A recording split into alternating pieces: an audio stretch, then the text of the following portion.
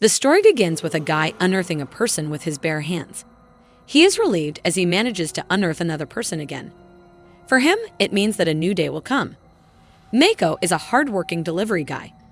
He is starting his day with yet another delivery when his boss calls him out and asks how is he doing.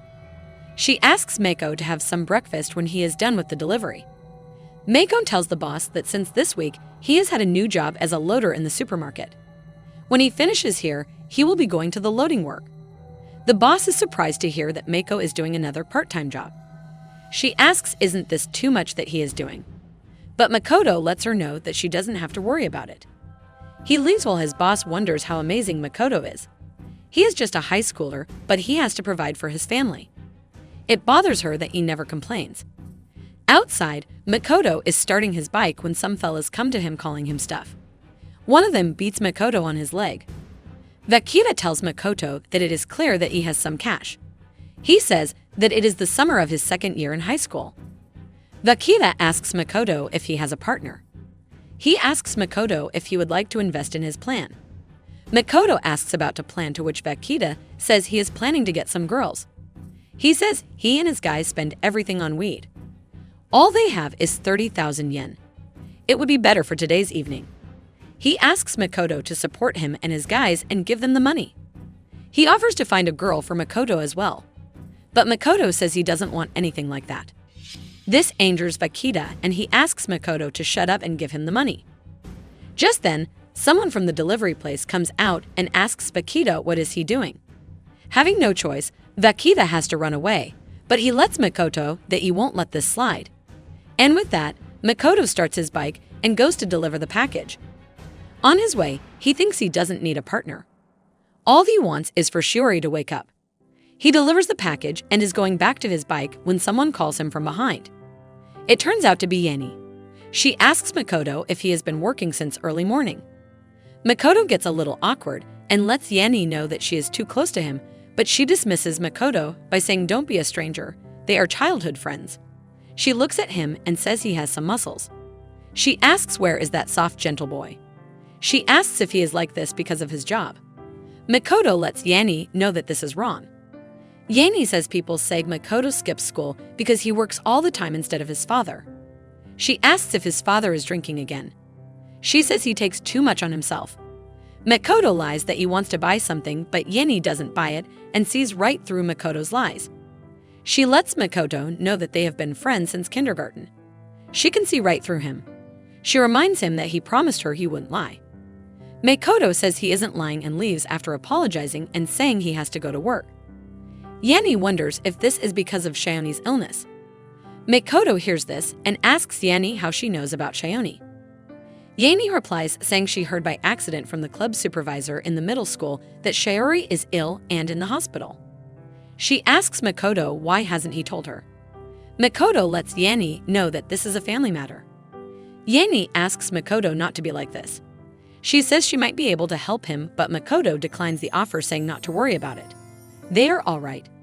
He apologizes to Yanie and lets her know that if it is Shiori, he doesn't want to rely on anyone. Makoto thinks that God gave this trial to him and him alone. No matter what happens, he has to be strong. He has to do the right thing. And then the gods will save Shiori. He goes to visit Shiori and thinks the gods will bring her back from the cold hands being unearthed. He looks at Shiori and calls her to wake her up. Just then, the nurse comes in. Makoto tells her he dropped in during break between part-time jobs. The nurse tells Makoto that Shiori is stable today, but she is unconscious. Makoto asks the nurse that it has been a month already. Has she not yet been included in the operation list? He says if it's about more money for the treatment, he will surely arrange them. The nurse replies and lets Makoto know that she has already told him before it is not about the money. They can operate only after they find a donor for Shiori. With that, the nurse leaves, making Makoto wonder about his sister, Shiori. Only 2 months later, she was sentenced. Every second counts now, and he can do nothing to help her. Shiori is his pillar. Always smiling, radiant Shiori, his total opposite. By her side, he can endure anything. He lets Shiori know that he will help her no matter the cost. After completing his work, Makoto goes back home. His father hears the door closing and asks if Makoto is back. Already tired from the harsh world, When he goes to see his father, it turns out his father is having the time of his life with his friends. The father asks Makoto to bring them some more drinks as his friends pop in. Shocked, Makoto looks at the mess around them and asks his father where did the sushi come from. His father simply replies, why would he care? Already having an idea, Makoto rushes to check up on the money he had saved for Shiori. As expected, all that money is gone. Angry, Makoto cannot believe that his dad took all the money that he had saved for Shiori. As if the act wasn't enough, his dad tells Makoto that Shiori will vanish anyway. Why spend money on her if she vanishes soon?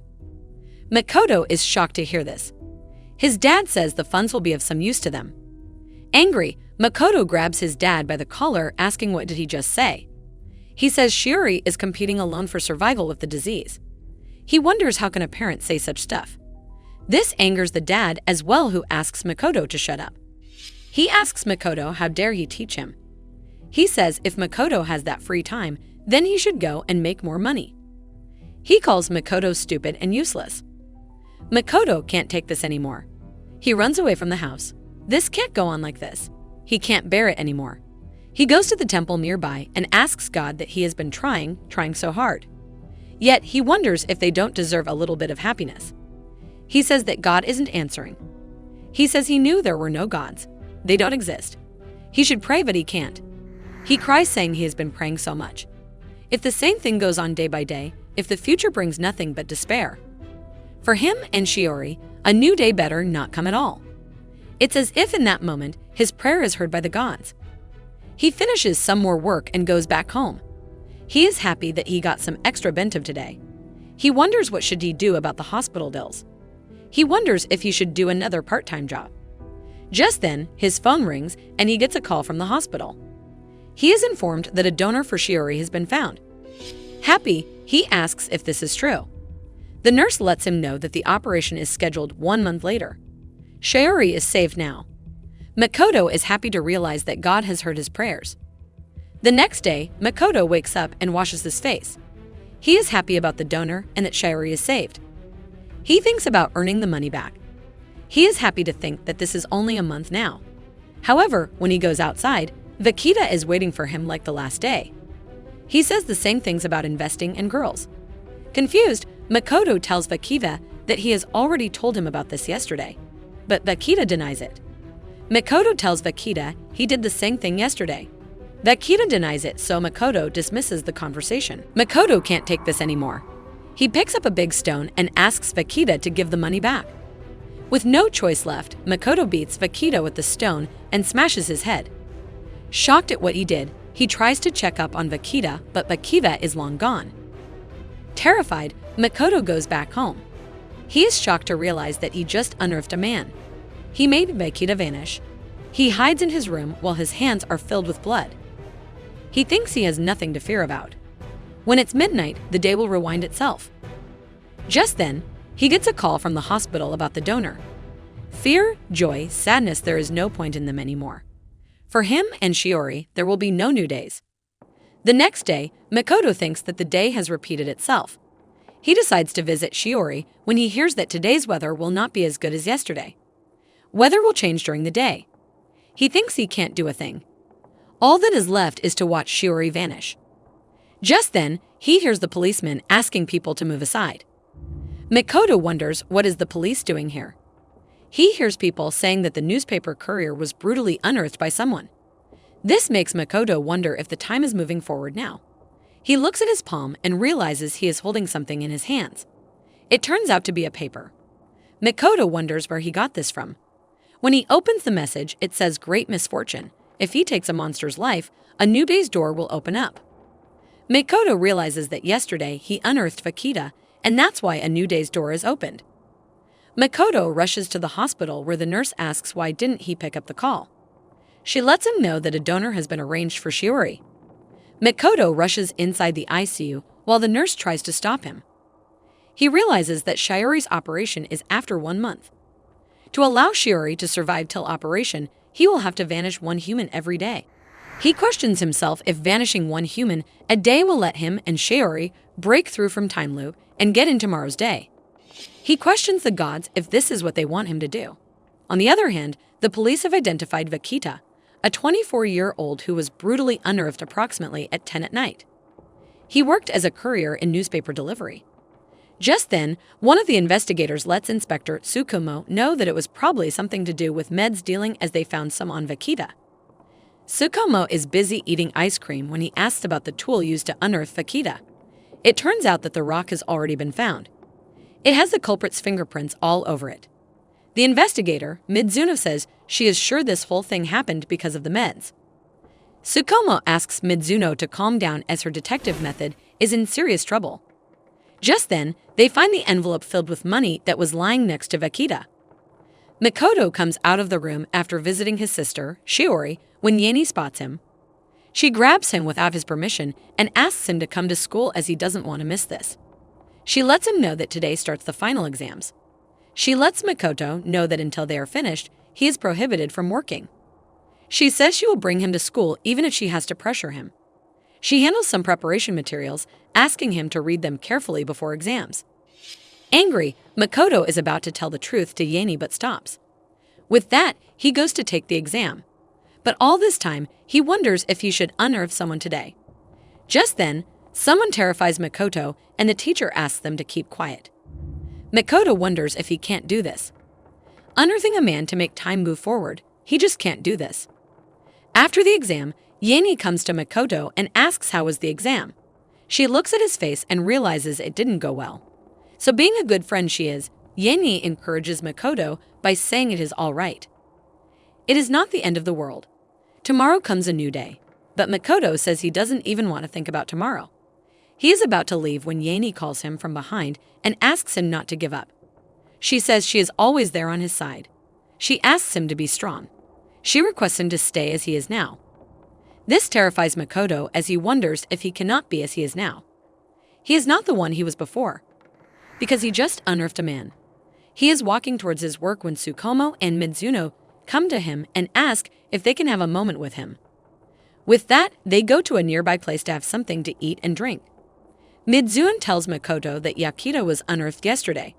She asks if they used to work together. She shows Makoto a picture of Akita and asks if he knows anything. She says she has something she needs him to identify. Makoto says he has an exam and is about to leave when Mizuno shows Makoto the envelope. She says someone dropped this envelope on the crime scene. Tsukumo says such envelopes are used in city hospitals to store cash. He asks Makoto about his sister in the hospital. Panicking, Makoto realizes that he must have dropped it in a hurry. Tsukumo asks Makoto how should they solve this misunderstanding. He asks Makoto if he would let them take his fingerprints. Panicked, Makoto rushes out of the place saying he should go now. Mizuno tries to stop him by saying this isn't any official investigation. For now, they have no right to use anything. But Tsukumo asks Mizuno to keep an eye on Makoto. After the whole day, when Makoto is about to leave the workplace, he realizes that he is being watched. He wonders if left as it is now, he is going to jail. He thinks he has to do something about this. He goes back home thinking soon the 11th of July will end. But he hasn't unearthed anyone today. It means that the 12th of July just won't come. At midnight, the loop will close, and he will be back on the 11th of July when Vakita has already been unearthed. The detectives who are following him right now will also disappear at midnight. Just when midnight comes, Makoto runs out thinking the day has started over. He runs towards Vakita thinking he should hide. The body will be found in the morning. He should make it in time to hide all evidence against him. He grabs the envelope and the rock. Just then, he looks at Vakita, whose eyes are wide open. He thinks this is not his fault. It is because of Vakita. He made him do all this. He was already a bad guy. Makoto destroys all the evidence that can go against him. After that, he thinks that he is out of sight. By rewinding a day, he can destroy evidence and evade suspicion. As many as it takes, he will unearth as many people as it takes. When the morning comes, the same thing happens. The police find Vakita's body. They repeat their words about Vakita being a 24-year-old working as a courier in newspaper delivery and was unearthed yesterday approximately at 10 at night. Tsukumo asks about the tool used for unearthing, but this time Mizuno says that wasn't found. She says she is sure it all happened because of the meds, but Tsukumo asks her to calm down and that his detective skills are in serious trouble. However, Midzuno soon finds a mark on the envelope. On the other hand, Makoto goes to see Shiori. The nurse informs him that it seems like the disease is progressing faster than they thought. That night, again her condition worsened drastically. That's why, just in case, they moved Shiori into the intensive care unit. She informs Makoto that unfortunately, the transplantation can be made no earlier than the 10th of August. Makoto looks at her sister and lets her know that he has made a decision. He will continue. It doesn't matter how much blood shall be on his hands eventually. He will lead her to tomorrow's. After visiting Shiori, Makoto goes to school. The students are studying for the exam. Someone asks Katagiri if she can explain the concepts to her. She thinks she made a mistake in the question. Due to the exam, everyone is nervous. Apart from them, it is like Makoto is in another realm. He is more worried about unearthing a human. He thinks Shiori would be against her decision. He apologizes to Shiori in his thoughts, saying he is going to do it either way. It is only a month away. He will help her survive the operation. In return, he promises her that he won't touch those who would make her sad. For her sake, he will unearth those who deserve it. After the exam, Yanie asks Makoto about the exam. She says the same things like this is not the end of the world. They still have tomorrow coming up. But this time, Makoto agrees, saying he will don the next day. He leaves after that, making Yanie wonder if he is being weird today. On his way, Makoto thinks he should unearth one more human. Just then, he spots some guys teasing a girl. He looks at the guys thinking if they are from another class. They are asking the girl to speak less and work more. One of them says it is a cool quest, exam answer theft is completed. They call the girl a professional thief. Makoto wonders what the guys are doing. The girl asks the guys if they would leave her alone now, but one of them denies, saying there is so much more she can do for them. They ask if she knows the abandoned barn near Himina River. They ask the girl to be there at 10 at night. They leave after letting her know that they will come up with a new quest for the rest of her life. Makoto realizes that the girl, Katagiri, is from his class. Embarrassed, Katagiri is about to run away when she trips and falls on Makoto. She asks him not to tell anyone that she has stolen the exam questions. Makoto asks why is she mixing up with such people. Katagiri replies to Makoto and lets him know that they saw her stealing. Savanoy, the gang leader, worked in that shop. He caught her and made a video of it. After that, Savanoy told her not to worry, he wouldn't report her to the police. But he wanted to gain something from it. So now, Katagiri steals things from them. She tells everything to Makoto. She says her parents separated when she was in 3rd grade of middle school. She has been living with mom since then. But after dad left, her mom changed completely. She started bringing men home and forgot about her daughter. That's why Katagiri studies hard. She wanted her mom to notice her. And that's how, probably because of constant stress, she happened to be like this. Katagiri cries, saying her mom will abandon her if this all comes out. Makoto realizes that Katagiri is just like him. So he lets Katagiri know that he won't tell anyone. He won't tell a soul. He asks if this is enough for you, and that's all. Katagiri asks Makoto what he means by that's all. But Makoto ditches the question. After that, he goes back home and prepares some tools for himself. He thinks he had no idea how in real life to unearth a man with such a thing. Back then with Bakita, he didn't realize what he was doing. But it is different this time. It is going to be a real unearthing. And he can't afford to get caught by the police. There are so many conditions. He wonders what will happen if he can't manage to unearth people every day. Which one to choose? Time is almost out. Shiori will be in greater danger if this day restarts while he just sits and does nothing. He remembers Savanoy telling Katagiri where to come and at what time. And with that, he goes to the abandoned barn. When he reaches the place, he finds it too quiet. He wonders if they have probably gone. He thinks how could it be that he felt relieved? He should unearth someone. He has already decided that these guys are suitable. But they only had issues with Katagiri. He wonders if he is going to unearth them just because of that. He takes a peek into the barn while still thinking about what he should do. Just then, a shock rushes over his body as he sees Katagiri lying on the floor without anything on top of her, and the 3 guys are having fun. One of the guys says it is better with her than he had though, but the other found her bony. Savonai wonders if they would screw her while she is out. But the other guy asks them not to be greedy as she is theirs now. They can do whatever they want whenever they like, at home, in school. She belongs to them now. Makoto is horrified by what he has just seen. Just then, one of the guys comes out and is about to leave. Makoto hides on the side while apologizing to Shiori in his thoughts. When the guy is alone, Makoto grabs him and unearths him as he thinks that this person doesn't deserve to live. The guy begs for help, saying he doesn't want to be vanished. He takes over and beats Makoto. He asks what is he doing. He questions Makoto if he has something for Katagiri. He wonders if Makoto came here to rescue Katagiri. He says all sorts of stuff to Makoto about what went down and how Katagiri was all this time in the barn. But Makoto cannot take this anymore. He pops the eyes of the guy and unearths him at exact midnight. Makoto looks at the time and realizes he will have another new day. He is happy that he made the time move forward. Just then, he sees Katagiri running away and wonders if she saw him unearthing the bad guy. Makoto looks at Katagiri running away and wonders if he should catch up to her. What if she saw him unearth the guy? He thinks he will have to unearth her too. But just then, he wonders where are these thoughts coming from. He tries to stop these thoughts. In the morning, the victim Savanoy, a 17-year-old second-grade high school's body, is found. Midzuno says it looks like the cause of being vanished is drawing. They have reasons to believe that as not long before being vanished, he spent some time in that abandoned barn. Locals are saying that it is quite notorious. Despite numerous cuts and bruises showing that the victim defended himself actively, they haven't found any leads towards the culprit. He must have erased them properly. Tsukumo thinks that the crime was carefully planned. Midzuno says a pro also worked here. Tsukumo asks Midzuno to pull herself together as her detective skills are in serious trouble. But Midzuno stops her, saying, "Don't say that again." She says, "Overall, this situation is serious." Tsukumo says he can't believe in such a small town. 2 bodies in 2 days were found. At school, people are discussing about the body being found. They think that this is totally because of his dirty deeds.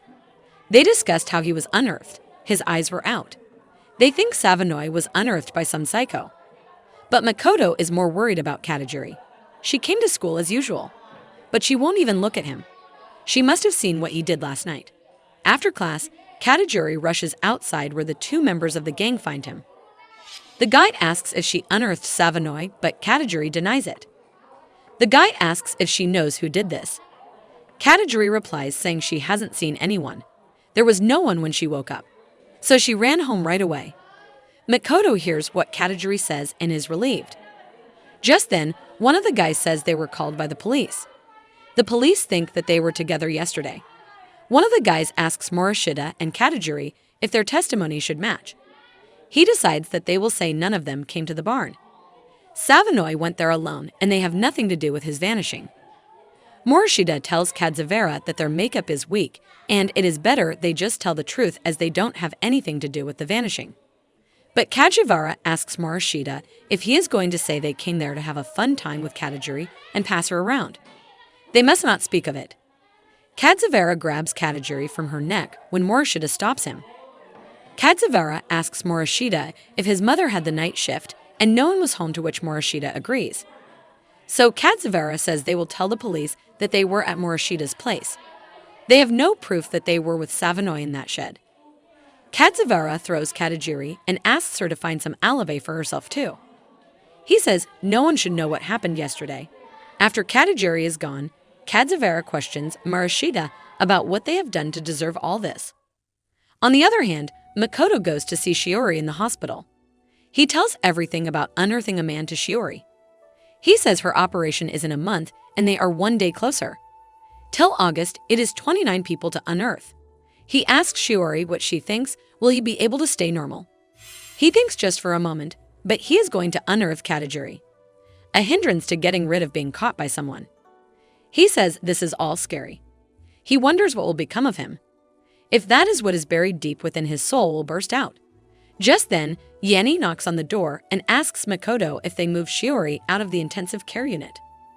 Makoto agrees, saying the doctors say she is stable now. Yanie says she was taken aback when she heard about Savanoy. She asks Makoto if he knows the guy, but Makoto denies it. Yanie says she was worried that it might upset him since he is so kind. Makoto asks Yanie what person she thinks he is. Taken aback by the sudden questioning, Yanie asks Makoto why is he being like this. So Makoto forgets about it. But Yanie wants to answer the question now. She thinks about it a little. And then she tells Makoto that he is a bit shy. He is always thinking about other people's happiness. He is kind and strong. Makoto thinks that Yanie overpraises him, but Yanie asks Makoto if he remembers their childhood. When they were in junior school, her cat went missing and they searched for it together. When others decided that the cat was gone for good, he didn't give up and continued searching. And then, after several days, he finally found her cat. She thought then that Makoto is very responsible and she can rely on him. But Makoto denies it, saying all he needed was money for school lunches. He heard that her parents would pay a reward. Makoto cries, saying he is not kind repeatedly. He says he couldn't care less about other people's happiness. He is crying and Yanie is trying to comfort her when the nurse comes in. She lets Makoto know that they got a call from the police about his father. Makoto rushes to see his father. The police informed Makoto that his father had been drinking since noon, raged out, and smashed up one store nearby. If the store makes a claim, he will have to compensate. Yanie asks Makoto's dad if he doesn't understand how it is for Makoto. But Makoto doesn't listen and beats his father. He is very angry at his father. The police intervene and stop the beating. He cries, saying he is done with this. He questions why it's always him. Just then, Detective Tsukumo comes in asking what is the fuss all about. Makoto sees him and realizes he is the same detective from Makita's case. He tries to stay calm. He thinks Tsukumo saw him before the time loop closed. The course of events changed, which means they haven't met yet. He also sees Kadzawara and his mother. The mother says she worried so much when she heard her son was called by the police. She says her husband even took a day off. Mitsuru informs the mother not to worry about it as nothing bad happened. They just asked Kadzawara a few questions to help with the investigation. Mitsuru tells Kadzawara's mother that Kadzawara told them that he visited his friend, Morishita. She asks Kadzawara to refrain from going outside. It is not safe now. The mother asks Kadzawara to let them go home, and Kadzawara apologizes to his parents for causing the trouble. Makoto is shocked to see all this. After he is done with the police thing, he goes to Kadzawara's house. He realizes that Kadzawara has loving parents, a healthy sister, and money on the table. He thinks about his situation where he has no money, his sister is on the verge of being vanished. His father is not anything like a parent. Makoto gets angry thinking he has none of these things. All he can do is think about them. Just then, he remembers that he also did wrong things to Katagiri. This makes him wonder what will happen if Kadzawara lives on as if nothing happened. The life that way is way better than his.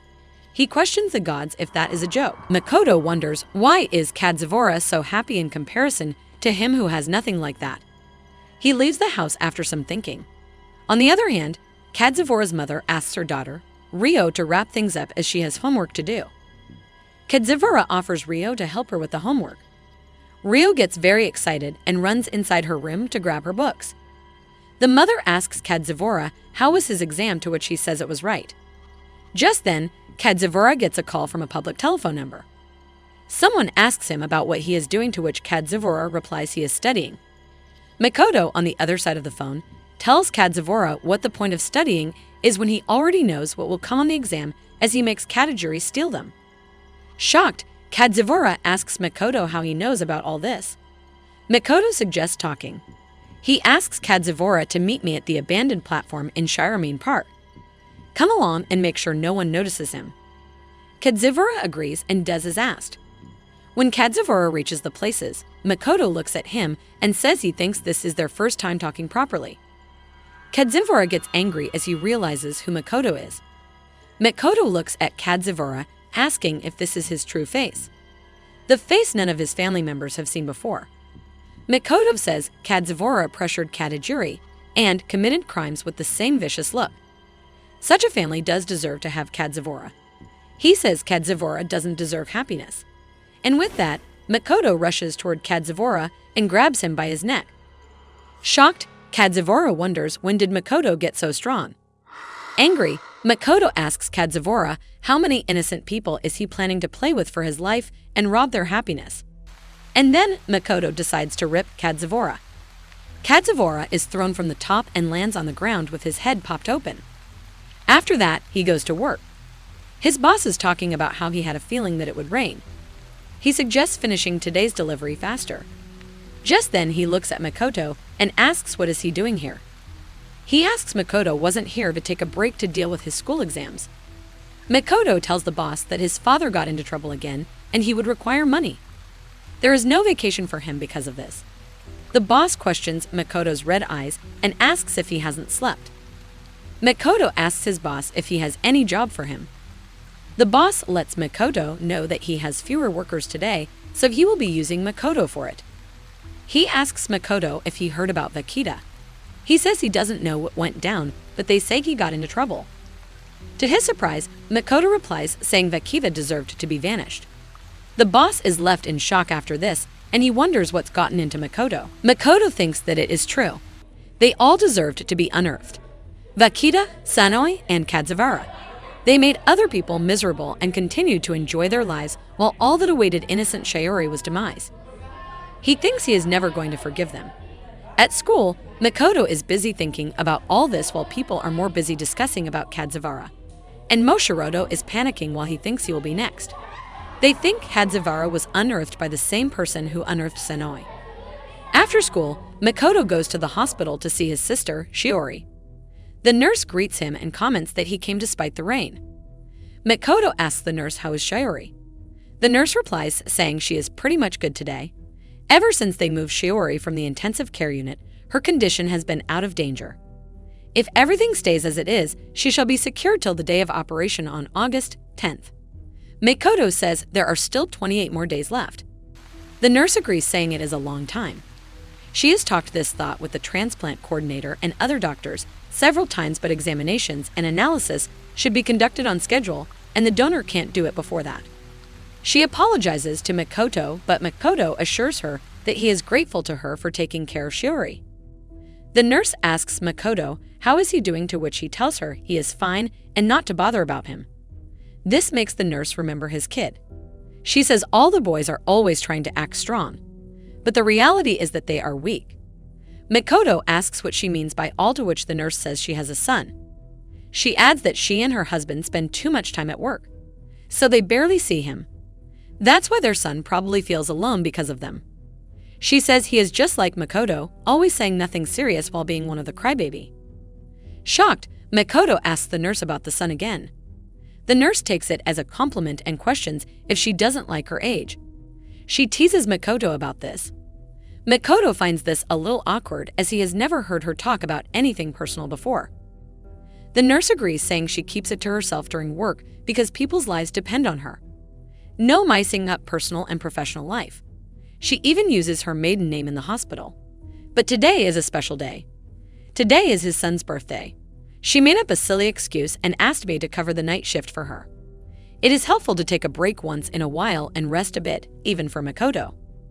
Makoto apologizes, saying he has somewhere to go. He has some stuff that needs to be taken care of. The nurse asks if he is going already. He bids Shiori goodbye and leaves. After that, he goes to pay his last visits to Morishita. He thinks he can never afford a break while Morishita begs to be saved by someone. He lies to Makoto that he was just meeting Savanoi and Kadzivora that day. He never intended to do any of that. He asks Makoto if he would be forgiven if he apologizes to Katagiri. But Makoto asks Morishita if wasn't he smiling back then and having fun. He doesn't spare Misoto, and with that, he uses some rod to unearth him. The rock attached at the end of the rod lands on Misoto's face, and it vanishes him for good. Makoto says it's not for Morishita to be happy, but for Shiori. He leaves the place after cleaning up the mess. Meanwhile, the nurse keeps calling his son Daiki. She wonders why he is late all the time. She is happy that at least she brought the cake in advance. She thinks Daiki is probably sitting up waiting for her. She keeps calling his kid while the phone of Morishita rings continuously. It turns out the nurse's son is none other than Morishita. Morishita is lying lifelessly on the ground and his phone rings. His mother, the nurse, calls him many times. At last, she thinks he might be out or something. She thinks Daiki is a dummy for taking his phone with him. After some time, the police arrive. Mitsuru confirms the victim to be Morishita Daiki, a 17-year-old. She lets Tsukumo know that Daiki's mother is already on her way to the station. This is yet again another high schooler. She says he is a friend of recently unearthed Savanoi. His classmate Kadzavara also just disappeared not long ago. Mizuru says she is sure that these crimes are connected. She apologizes to Tsukumo, saying she is again at it with her assumptions. Tsukumo asks Mizuru about the witness who found the body. Mizuru lets Tsukumo know that the witness is sitting in the car. With that, the two detectives go to see the witness, which turns out to be none other than Yanie. Tsukumo asks Yanie what was she doing so late near that construction material warehouse. Yanie replies saying she had to buy something in the store nearby. And by this road, one can take a shortcut to the main street. She was walking past this depot when she heard a mobile ringing. And then she noticed the body on the ground. She starts crying after saying this. Mizuru asks Yanie if she found the body at that time. She asks Tsukumo to give Yanie some time and to wait for his questions. But Tsukumo says he needs to interrogate her while she clearly remembers everything that happened before and after she found the body. Mizuru thinks Tsukumo is a demon for having no sympathy towards Yanie. The next day, Makoto is tying his shoes when his dad comes out. He asks Makoto what's up with the grab. Makoto says there is bento left in the fridge. The dad gets angry to hear they have to eat bento again. He asks Makoto if he should eat that bento from the store. He asks Makoto to bring something better. He asks Makoto if she skipped work last night. But Makoto responds by saying he didn't. He has exams, so it can't be helped. His dad gets angrier and he questions Makoto what are the exams for. He says there is no need for him to study as he wouldn't get any clever. He asks Makoto to go to work and orders him not to visit Shiori. He says if Makoto has time for Shiori, then he better spend it earning more cash. But Makoto is done with all this. He asks his dad to shut up or he will unearth him. Shocked, his dad asks who he thinks he is yapping at. But Makoto stands up and grabs his dad by the collar. He lets his dad know that he is getting late for school and leaves his dad alone. His dad is shocked at what he just saw in Makoto's eyes. He was surely about to unearth his father. At school, the principal announces that after Savanoi was unearthed, one more vanishing has occurred. His classmate Morishida was also found unalive. Everyone is shocked to hear that. No one is willing to believe that. The principal says just within several days, 2 students from their school were unearthed. Kadzavara is also still missing. The students talk about it with each other, which causes some noise. The principal asks them to keep quiet. He says there is a possibility these events will attract the attention of journalists. They will try to gain information from them. He asks the students to consider what they will be saying. Meanwhile, Katagiri is looking bad. She is about to vomit because of everything that is happening. Her friend suggests going to the nurse's office. Makoto sees this and wonders why Katagiri is being like this. Those who tortured her are unearthed now. So why is there horror on her face? He finds it absurd. After that, Makoto gets a message from Shinjo Yanie saying she needs to talk to him. It is very important, and requests him to call her when he has time. Makoto is at the hospital at the time when he asks about the nurse. The other nurse gets a little hesitant after hearing the question. Makoto asks the nurse what happened. The nurse replies saying the previous nurse, Suzuharu's son, was unearthed last night. Makoto is in shock after hearing this. He didn't know that Daiki was Suzuharu's kid. Just then, he hears some nurses asking Suzuhara to wait and question why is she at work today. Suzuhara tells the nurse that she is the first one to ask this question. Suzuhara says Daiki had to attend the autopsy. He isn't home now, and she was too bored waiting for his return. The nurse tries to stop Suzuhara, but Suzuhara gets angry and asks everyone to leave her alone. Just then, she spots Makoto and gets an image of Daiki in him. She quickly approaches him and starts crying. Horrified at the scene, Makoto calls Suzuhara. But before he could say anything, Suzuhara said she would unearth him. She will unearth the one who stole Daiki from her. She will not spare him. Terror rushes down through Makoto's body while he stands there in front of Suzuhara. She promises to slay him with her own hands whoever stole Daiki from him. The other nurses take away Suzuhara from the place. Makoto falls to the ground thinking he had no idea that Daiki was Suzuhara's son. He grabs his head thinking this is what it means to unearth people. She questions what should he do now. He thought that he had already handled these thoughts. He remembers asking Kadzivara for his life. How many innocent people has he robbed of happiness? He realizes that it turns out he is no better than him.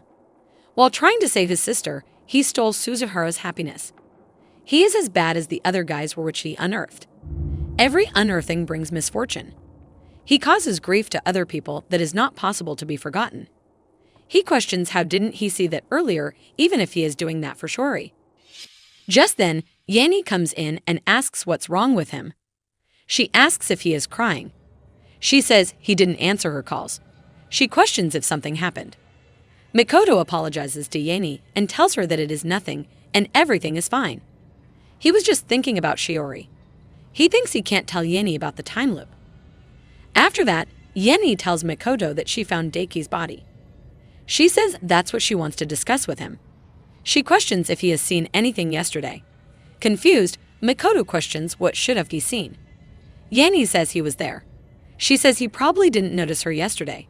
He was riding a bicycle by the road leading from the warehouse where the murder took place. Makoto panics after realizing that Yanie saw him. She says that's why she wondered if he noticed anyone suspicious who could be the culprit. Makoto asks Yanie if she told the police about all this. She mentioned him briefly, to which Yanie agreed. She questions if there is something wrong. He asks Yanie what time she told the police about him. Yanie responds saying she told them almost just when they arrived. She says it was a little less earlier, before midnight. She asks what the problem is. Meanwhile, Makoto is getting tensed and worries that he will get caught this time. He says it is useless to rewind this day. A new day came after he unearthed Morishita. He can't change yesterday. Now the police know about him, so there is no way to alter that. Yanie sincerely believes him. The thought that he could have unearthed Daiki hadn't even crossed her mind. But police might think that way. A man writing from the crime scene just after Daiki was unearthed. This single fact is enough for them to count him as a culprit. Just then, Mitsuru and Tsukumo come in and ask Maikoto if they can have a word with him. He realizes that he will be considered a potential suspect. With that, Makoto is investigated regarding the Daiki's unearthing. Mitsuru says Yanie says she saw him, but Makoto replies saying it was a mistake. He went to Tokyo yesterday to reminisce about his memories of Shiori, and he missed the last train. He thinks he went into a convenience store around midnight. There is a security camera there. He suggests that Mitsuru check the security camera. After that, he leaves Mitsuru and Tsukumo, while Tsukumo wonders if he made a mistake. Later, Mitsuru lets Tsukumo know that she received the image data of the security camera from the convenience store. Tsukumo sees the footage and thinks about the rain at that hour. Meanwhile, Makoto is panicking as he knows he is completely under suspicion. Yanie said that she saw him before the 14th. So even if he loses the time, he can't stop the testimony from happening. He questions what Shura would want him to do. Makoto goes to see Yanie, who questions if the police suspect him. She says she didn't mean for this to happen. She never thought the police would suspect him. But Makoto leaves her alone and walks away. Yanie asks Makoto where he is going as his house is on the other side. But Makoto asks her to leave him alone. However, Yanie is not going to let that happen. She says she is coming with him. She can't leave Makoto alone like this. They go to the train station when Yanie asks Makoto to just tell her where is he going. Just then, some guys approach Yanie and Makoto. They turn out to be Vakita's friends. They know Makoto as someone who used to give some money to Vakita. They ask Makoto to lend some money to them as well. They ask how much he has on him and check Makoto's wallet. Yanie tries to stop this, but one of the guys suggests taking her with them. This angers Makoto, and he beats the guy up without any hesitation. He grabs Yanie's hand, runs away from the place, and takes a train. Yanie looks at Makoto and thinks even with all those scary people around him, Makoto's face doesn't change at all. This Makoto is completely different from the one she knows. She questions what really has happened to him. She thinks he can talk to her. Makoto asks Yanie what if she wants to save the life of someone she cares about and the only way she has to unearth someone. He questions what would she do. Shocked, Yanie asks Makoto what he just said, but Makoto insists on knowing what would she do. She replies saying she doesn't know. It is just that if she unearths someone, she will have to suffer the weight of her crimes for the rest of her life. But if she is the only person in the world who can save the person she loves, she will endure any suffering. This relieves Makoto a little. After the train, they go to a park. Yanie asks Makoto where are they. Makoto replies saying he has only been here once before. It is the place where his family went on a trip together. Back then, when he had no idea what the future held for him. That time, Shiori looked so happy. Yanie hears this and grabs Makoto's hand and asks him to let's go and have some fun. Makoto hesitates a little, but Yanie asks what's wrong with that. Finals are over and tomorrow is Saturday. She insists on having some fun at the park. She says she will buy Makoto a drink. And with that, the two have a lot of fun. They enjoy different rides and pass their time. After playing a lot, Yanie says she is too tired now. They took so long. She says they have to go home now. They have to catch the last train. She looks to the side and finds Makoto nowhere. So in search of him, she goes out where she finally finds Makoto sitting. She asks what is he doing here as she has been looking all over for him. Makoto apologizes for going missing. Yanie questions what should they do now as the last train at this hour is already gone. But Makoto assures her that it is okay. She is going to be home soon. Confused, Yanie wonders what is Makoto saying. Makoto tells her that he hasn't unnerved anyone today. 1 minute to go, and the moment the clock strikes 12, it will loop back to midnight, 24 hours ago. He says this whole day will be gone. She will begin her day again at the scene of the case, and where she is being questioned by the police. Confused, Yanie asks Makoto what is he talking about. How come the day will repeat? Makoto says he is outside the loop, so when the day rewinds, he will still be here. In other words, from their point of view, he left Miyako City at exactly midnight as if he moved to Tokyo in an instant. Yanie gets more confused and says she has no idea what is he talking about. She questions Makoto about what he means by loop. Just then, midnight comes and Yanie disappears, leaving Makoto alone. He sits there all alone, saying this is what he is talking about. He goes to the convenience store while thanking Yanie for the wonderful day. The truth is, when he came here, he wondered if he should just unearth himself for real, but she helped him make up his mind. He shows himself in the convenience store camera and then takes the train to Miyako City. The day repeats itself and he gets to see everything about Daiki's mother crying, the principal's speech, and the school. He cannot erase the pain. He cannot erase the crimes that he has committed. He has become evil, and he has to continue to destroy countless people's lives. But he can't stop to save Shiori. He is going to endure it all. The police visit him again, and Mizuru asks Makoto about being in Tokyo the whole time since last night until the first train in the morning. Makoto agrees, but Mizuru says Yanie said she saw him. Makoto replies, saying that was a mistake. He went to Tokyo yesterday to reminisce about his memories of Shiori, and he missed the last train. He adds that he thinks he went into the convenience store around midnight. There is a security camera there. He suggests them to check it out. After that, he comes out of the building where Yanie is waiting for him. He explains everything to Yanie, and she thinks that he made a mistake while Tsukumo looks at them from his room's window. Later, Mizuru and Tsukumo also see the camera footage from the convenience store, which clearly shows Makoto being in the convenience store. He comes in at exactly 1 minute after midnight. It is almost 2 hours from Miyako City to Tokyo, so Yanie's claim is impossible.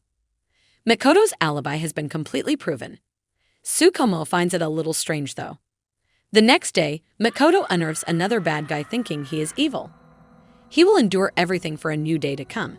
Meanwhile, Katagiri is wondering if she should call Makoto. Makoto thinks he is evil, and he has to accept this to step into a new day. No one will understand his mission. He has no one to share this with. It is lonely, but it doesn't matter. He will keep on moving forward. As he walks back to his house, he sees Katagiri standing nearby. She apologizes as it is late. She says she was thinking if she should call him or not.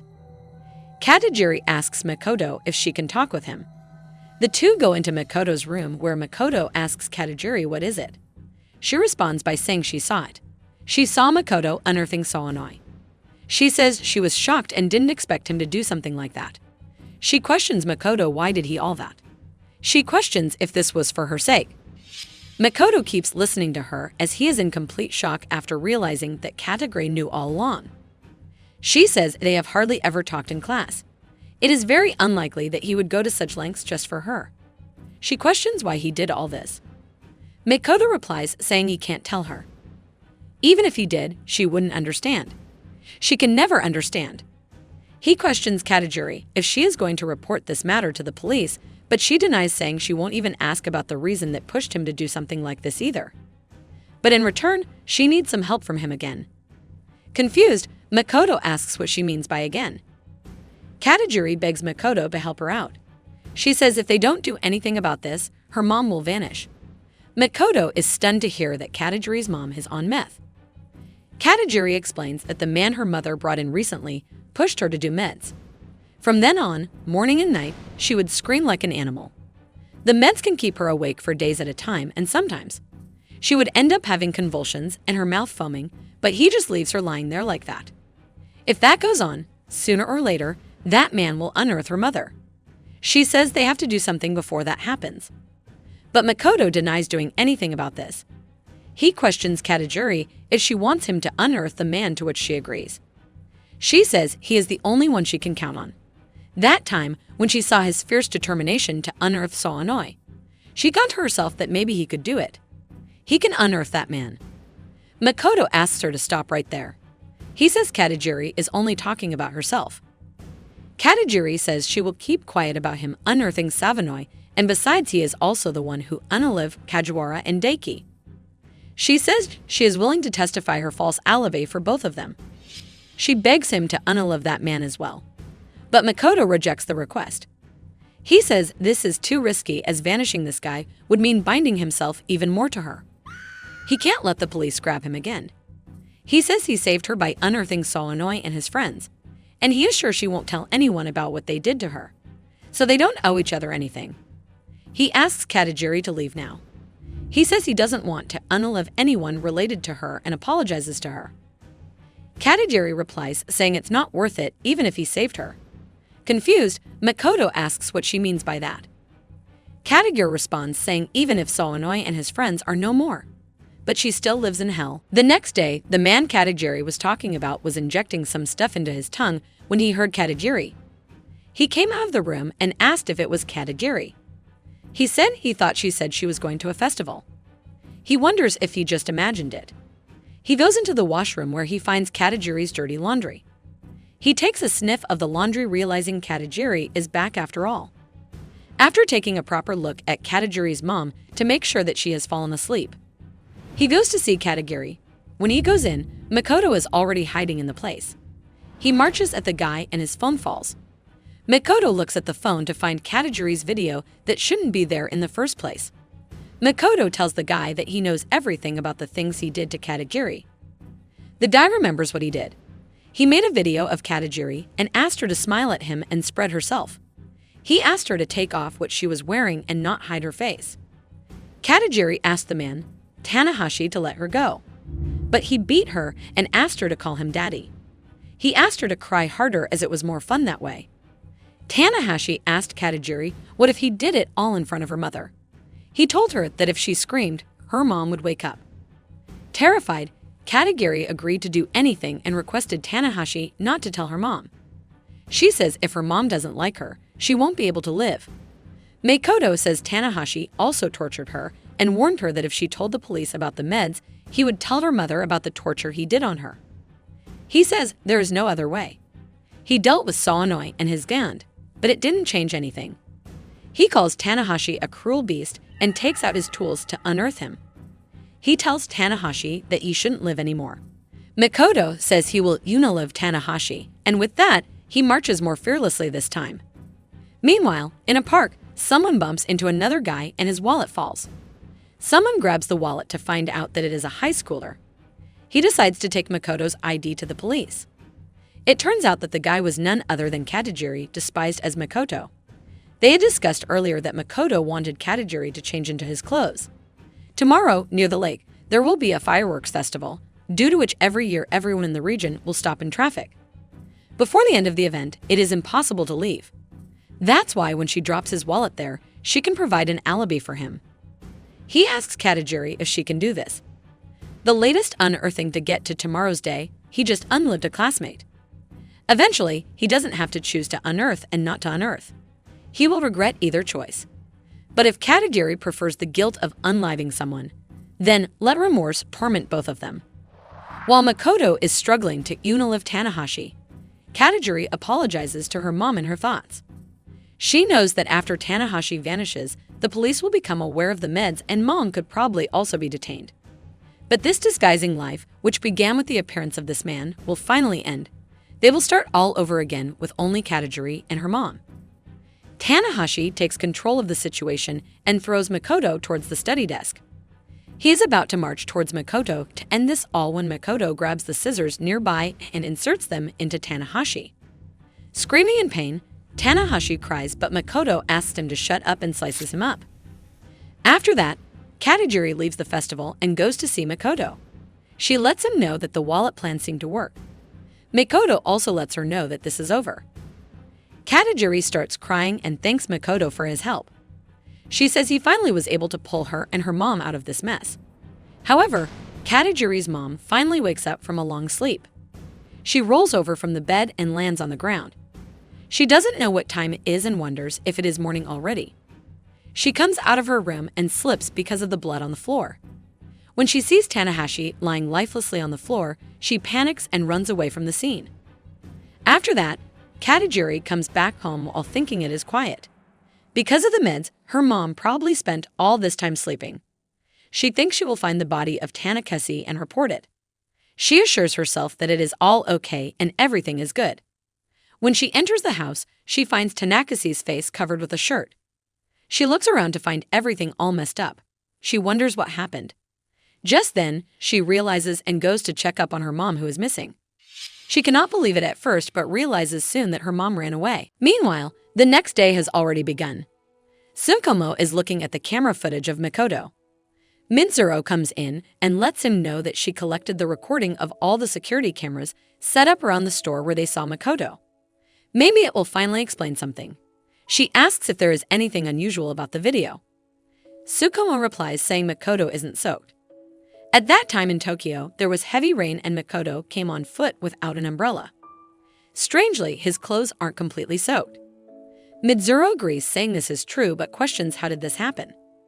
Tsukumo says at night Makoto was in Tokyo, it is clear as day. He asks Mitsuru to keep an eye on Tsukumo while pouring dobanjiang into pudding. On the other hand, Makoto is worried about his hand as it is infected. Tanahashi left a mark on his hand. He needs something to cover it now. Just then, Katagiri comes back to see Makoto. She tells him everything and Makoto is stunned to hear that her mom ran away. He questions why did she that. Katagiri says she doesn't know what happened. Maybe her mom panicked because of the meds, she has been acting strange. Maybe she thought that she unearthed him. Makoto asks Katagiri if she reported the whole thing to the police, but she denies saying her mom ran away. She covered the body with a shirt and washed off the blood on the tools used for the vanishing process. The police would immediately think it was her. She begs Makoto to help her this one time. She asks him to go with her to look for her mom. But Makoto rejects the request and lets Katagiri know not to even think about it. He says he can't help her anymore. He asks her to hurry up and return home. She has to report to the police. Otherwise, he will also be accused. Katagiri asks Makoto to tell her what she can do. Makoto replies saying he already said it and asked her to report the matter to the police. But Katagiri asks him what she should do from the other perspective. He looks at her realizing she isn't in her senses anymore. Katagiri says she will do anything that he says. Confused, he stands up saying what is she talking about. Katagiri says it is all okay. She is used to this sort of thing. Makoto finally realizes what Katagiri meant and gets flashbacks of every time she was tortured. But before he could do anything, Katagiri leans in and makes love to him. Makoto gets her off of him and asks her to stop. Katagiri says if it's him, she doesn't mind and comes closer to him. Katagiri holds Makoto's hand and takes it up while Makoto asks her to stop. She says it is okay if it's Makoto. She says she doesn't mind. But Makoto snatches his hands from Katagiri, letting her know that he doesn't need this. He asks her not to put him in the same group as that guy who violated her. Katagiri apologizes and says she had no intent of doing so. She says he isn't like them at all. She simply wanted to persuade him and nothing more. She calls herself an idiot and stands up. She requests Makoto to forget about what just happened and thanks him for everything. Makoto sits on the bed and suggests going to find her mom. However, he clarifies in advance that even if they find her, going with him means Katagiri will see hell. With that said, the two go to Katagiri's house. Makoto sees the whole situation and realizes that Katagiri's mom freaked out. He wonders how are they supposed to find any clues here that indicate where she went. Just then, Katagiri spots her mom's phone and looks into it. She finds a message that probably is the meds dealer. He is asked to meet Katagiri's mom at 9 at night. Katagiri explains that one day she saw a similar message and she followed mom. Under the bridge was Yamazite. She met with a shady guy, Yamazite, and brought meds from him. Makoto asks if this is possible. Y is short for Yamazite in the message. Katagiri tells Makoto that the area is mostly factories, and during the weekend there isn't a soul there. Such a place is perfect for shady deals. They decide to go there before Yamazites show up. Katagiri says they still have the whole day before 9 in the evening. Makoto says he doesn't want to attract Yamazites' attention. They will get there before Yamasti does before dawn and hide somewhere nearby. Katagiri agrees while thinking if her mom will come or not. On the other hand, Yanie rings Makoto's doorbell. His dad opens the door and she asks if Makoto isn't home. His dad asks Yanie what she wants. He asks if she came here to have a fun time with Makoto. Shocked, Yanie denies the allegations. His dad asks who is she. He asks her to give it here. They have an already finished bento in their fridge. Yanie asks where is Makoto. Makoto's dad tells Yanie that he saw Makoto in the middle of the night with some girl whispering something to her. He didn't see her face, but from her voice, he could tell she was a woman. He says Makoto has a part-time job with household chores on the side, and he is with a woman. Yanie leaves Makoto's house after this, while Makoto's dad asks about the food. Yanie wonders if that's how it is. Makoto has a partner. On the other side, Katagiri and Makoto are waiting for Yamazite to come. It's too hot, so Katagiri asks Makoto if they are going to sit here until evening. She asks if he would like to have some water. But Makoto denies it and tells her that she can have it. Katagiri remembers what she did to Makoto. He thanked her for coming with her, and told him that if it was him, then she was fine. At almost 9:30 in the evening, Yamazite finally arrives. He wonders how long he has to wait for this old woman. Just then, Katagiri comes out and asks Yamazite if he is waiting for her mom, Yuriko. Yamazite recognizes Katagiri and asks if she is Yuriko's daughter. He can't believe that Yuriko asked Katagiri to bring the meds. He asks her to pay the price and take the meds. But Katagiri tells Yamasti that she has no money. She says yesterday, Yuriko disappeared and asked Yamazite if he knew where she could be found. Yamazite asks what about his money. Katagiri asks if he knows where Yuriko might have gone or can at least make a guess. But Yamazite gets angry and asks Katagiri if she didn't hear her. Just then, Makoto grabs Yamazite from behind and asks if he has a problem with his hearing. He questions Yamazite if he didn't hear the question. Yamazite asks Makoto who is he, but Makoto clarifies that he will be the one to question. He decides to try again and asks Yamazite where can they find Yuriko. Yamazite isn't willing to reply and asks Makoto who is he. Makoto says since Yamazite didn't hear him properly, he will help him clean his ears. With that, he inserts a screwdriver inside Yamazite's ears. Yamazite cannot bear the pain anymore and asks Makoto to let him go. But Makoto asks Yamazite once more about Yuriko. Yamazite responds this time by saying Tanakasi bought meds from her, and that's all. He says he has no idea where she is. But Makoto doesn't leave Yamazite. This time, he inserts the screwdriver in the shoulder. He says maybe being close to being unearthed will help Yamazite remember where they can find Yuriko. Yamazite falls because of the pain while Makoto insists on knowing where is Yuriko.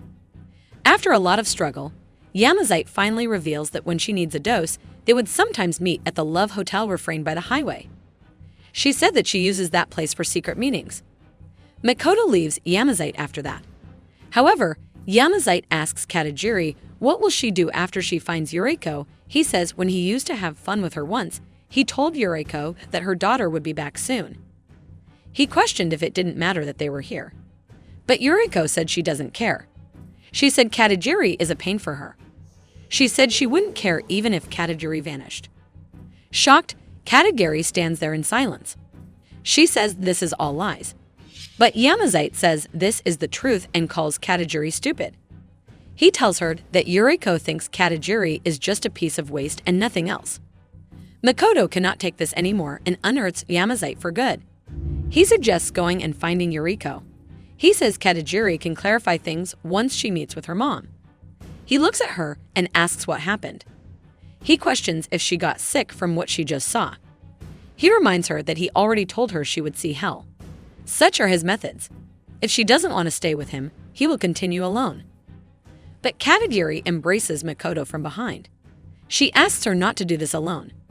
Makoto suggests going and finding Yuriko, but Katagiri says he helped her all the time and she has no way to pay him back. But now she will divide the burden of this crime with him. She says she thinks it would be stupid to leave the body in this area and suggests hiding the body. With that, the two hide the body. They cut the body into pieces and hide those pieces in different places. This whole time, Katagiri thinks that she and Makoto are one now. Now, nothing can separate them. They are no longer alone. She thinks about Yuriko and decides that she won't care even if she vanishes as well. She asks Makoto to swear that he will never betray her, because she trusts him, and like that, a new day begins. Meanwhile, on the other hand, Yuriko apologizes to Kuroto for showing up so suddenly at his door. She says she needed somewhere to sleep, so she came here. Kuroto says Yuriko's call caught her by surprise. She has no money at all, so he has to pick her up from the hotel. He asks Yuriko what happened. Yuriko says it is all too complicated and ends the discussion. Kuroto asks Yuriko to have some rest and he will be off to the store. Yuriko thanks Kuroto, saying when he returns, they will have fun. Makoto and Katagiri see all this, and when Kuroto is about to leave, they enter the room. A few hours earlier, after dealing with the corpse, they went to the hotel Yamazite mentioned. Noticing Katagiri's mom, Yuriko, exiting, they followed after her. After that, Yuriko got into a car. Makoto asked Katagiri about the man Yuriko was with. Katagiri told him it was Kuroto, the owner of the store where Yuriko worked a long time ago. He lived with them for a while. Makoto asked Katagiri if she knew where he lived. Katagiri agreed and they left Yuriko to go to Kuroto's house. Katagiri thinks about how she won't care even if Yuriko vanishes now. But she also says it is all a lie and she trusts her mom. Makoto asks Katagiri if she is okay, to which Katagiri agrees. He asks Katagiri to call the police after she persuades her mom and the two return home. He says she can deal on her own now and he will go. But Katagiri asks Makoto not to leave. She says he promised that he would never betray her. Makoto questions what does this have to do with betraying. But Katagiri insists Makoto not to leave. She says they should go together. But Makoto finds it crazy. He says he can't have his name associated with this incident. It is too dangerous. Besides that, he has to find another victim. Katagiri begs Makoto not to leave her alone. So with no choice left, Makoto decides to stay. After that, Katagiri marches into the room where Yuriko is staying. Surprised, Yuriko asks Katagiri what is she doing here. Katagiri tells her mom that she came here to save her. She asks her to go home with her. Yuriko doesn't want to go home because of whatever happened at the house. But Katagiri clarifies that Yuriko is not to be blamed for this. She says she will explain everything to the police. But Yuriko asks Katagiri not to tell the police about anything. She asks Katagiri if she has any idea what will happen to her if the police know about everything. She asks Katagiri if she wants her to be jailed for the meds. She asks Katagiri what is she even thinking. She doesn't want the police to be involved in this matter. Just then, Yuriko asks Katagiri if she has some pills. Surprised, Katagiri asks Yuriko what is she saying. Yuriko asks Katagiri if she went home. She says she knows Katagiri has pills, but Katagiri says she doesn't have any pills. Yuriko gets angry at Katagiri and asks her to give the pills. Meanwhile, Makoto is standing outside the room listening to everything that's going on. Katagiri begs her mom to calm down while Makoto thinks he needs to hurry and unearth someone. He is running out of time. He looks at the phone and realizes he has a voice message from the hospital. It says that Shiori's condition got worse. The nurse apologizes for calling Makoto at night and asks him to come and visit the hospital in the morning and contact them as soon as he hears the message. Makoto is terrified after hearing the message. Her sister, Shiori, is not in good condition. Katagiri helps Yuriko to calm down. She says everything is okay and that she will protect them. She says she will always love her. But Yuriko asks Katagiri to leave her alone. She says Katagiri wanted to take her man anyway. She says Katagiri was scheming with Tanakasi. She knows everything about her. She knows what she did with her man. She repeats the words that Katagiri said that night. She remembers Katagiri asking Tanakasi to fill her up and some other brutal stuff. Katagiri tries to clarify that it's not like that. He made her say all that. But Yuriko doesn't buy it. She slaps her daughter and calls her stuff. She beats Katagiri by saying she tries to steal her mom's man. She asks Katagiri if this makes her happy or something like that. And when she discovers it, she decides to unearth him. She asks if that is how it was. She says Katagiri would be better unalive. She lost all her youth because of her. She shouldn't have given birth to her. She says she gave herself a dull family life and raising a child. She thought she would separate and enjoy, but then she was stuck with Katagiri. She asks why should she take care of Katagiri. She says Katagiri always looked down on her and became a smart nerd. She asks Katagiri to vanish if she loves her this much. Makoto hears this, all rushes inside. But this time, he is too late. It turns out that Katagiri has injured her own mom. Katagiri tells Yuriko that she tried so much. She wants Yuriko to look at her again. But she was a traitor. She is about to beat Yuriko when Makoto stops Katagiri. But Katagiri says she will unearth her mother. She doesn't need such a mother. Makoto thinks that if Yuriko leaves the world, Katagiri will become the culprit. He thinks what he should do. Leave everything as it is and let the time loop close. Then he can fix it today. But in this case, the day will also repeat for Shiori right now, and she is in a critical condition. If time rolls back while Shiori gets emergency help, he will put her life in danger. He wonders what he should do. Yuriko looks at Makoto and tells Katagiri, as she suspected, she came with a guy. She says she is just like her, and there is nothing to deny. She is the exact copy of her mother. She tells Katagiri that she can't deny fate. In the end, children follow in the footsteps of their parents, and she is no exception. She says she loves men, and so does Katagiri. No matter how much of an excellent student she becomes, in essence, are the same people willingly having fun with whoever comes. Makoto cannot take this anymore and beats Yuriko, asking her to shut up. He questions about the children following in the footsteps of their parents. He says she is saying all stupid stuff. They are not her copy. Katagiri and Yuriko have nothing in common. Shocked, Katagiri looks at Makoto with surprise, while Makoto looks at the time and says he is the one who unearthed Yuriko and asks the gods to lead them to the next day. He apologizes to Katagiri and says he had to. But Katagiri asks Makoto not to be sorry. Deep down, she has lost hope a long time ago. Her fading image is the only thing she has. She was afraid that after losing her mother, she would be left all alone. But she has him now. Makoto looks at her with surprise. Katagiri thanks Makoto for saying that she isn't trash. She says she is very happy. She takes off the shirt and shows Makoto how she has been tortured by so many men. She says she was very sad and bitter. She says she is not a bad girl. She wanted to be hugged by a loved one. She tells Makoto that she loves him and asks him not to betray her. She embraces Makoto and makes love to her while her mother lies lifelessly nearby. The new day eventually comes and the body of Yuriko is found. The news has reached the newspaper. People from different news channels are coming to cover the news. They ask students about the students who have been unearthed. Reporters are going all around to find something for the news. The students are even scared to leave the house as the summer vacations are near. They wonder where is Makoto and Katagiri. Yanie goes to see Makoto, but she realizes he skipped school again. Yanie wonders what happened to Makoto. She remembers his dad telling her about the girl he saw her with at midnight. She is scared that she doesn't recognize Makoto anymore. She thinks he matured so fast. On the other hand, the detectives are investigating Yuriko's body. She turns out to be a 35-year-old woman who has a stab wound in the abdomen. However, the cause of being unearthed was another wound inflicted by a sharp object in the face. The body was found by Kuroda, who lives here. Katagiri Yuriko stayed at his place last night. One of the men says that there is one unearthing already this week. They don't have enough people, so there is no one to work. The unearthing took place with the utmost cruelty. However, the perpetrator left no race. One gets the impression that he planned everything to the smallest detail. They also find out that the daughter of the deceased also attends Mako High School. As if this wasn't enough, it is found that Midzuno, who was examining the victim's apartment, just reported that the man with him the victim lived has also been unearthed. She makes a chart of the people who were unearthed and at what times.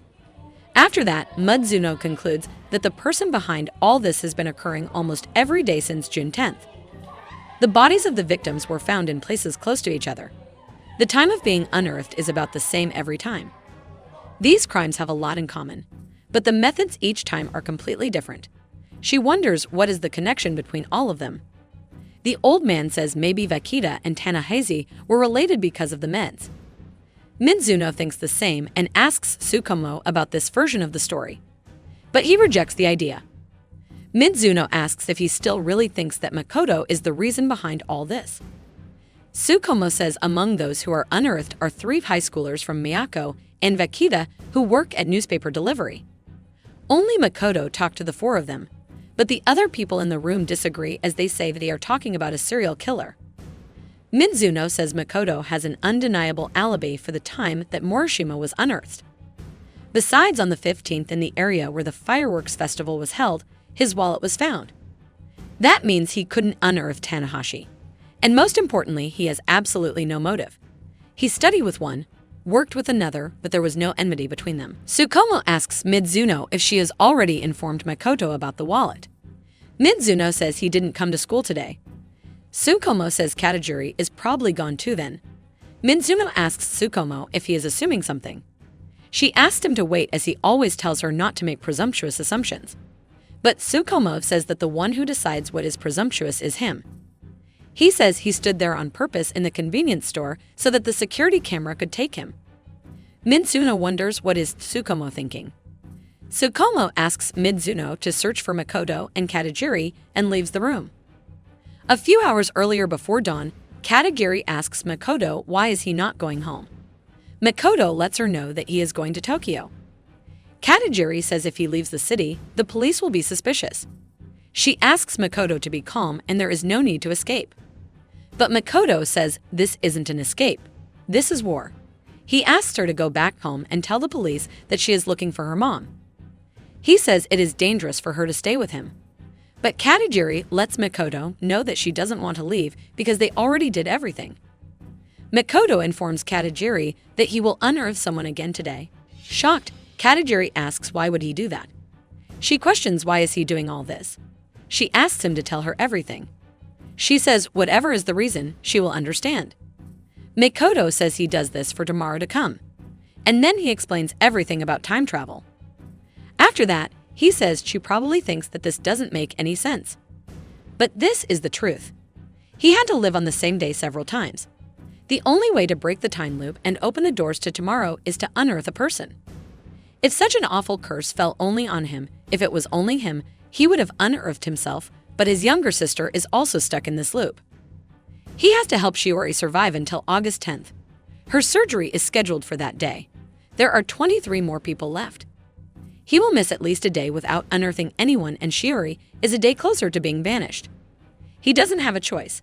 He can't retreat now. He says it is okay if Katagiri doesn't believe her.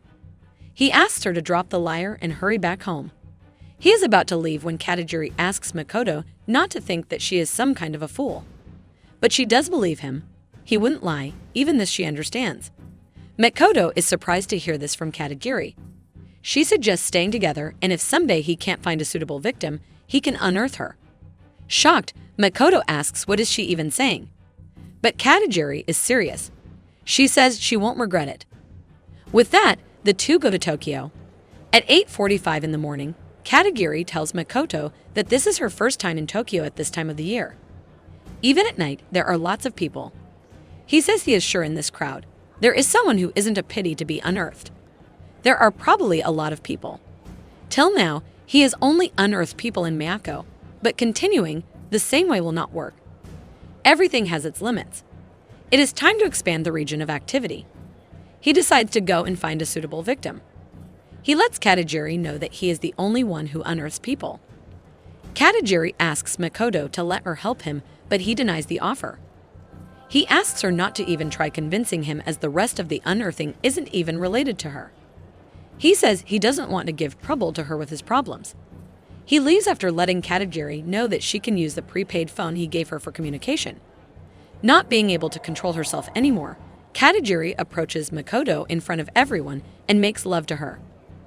After that, she sits nearby and waits for Makoto to come back. It is already late, and she wonders if Makoto is okay. She knows that he is having a hard time, and she is useless as she just sits here and waits for him.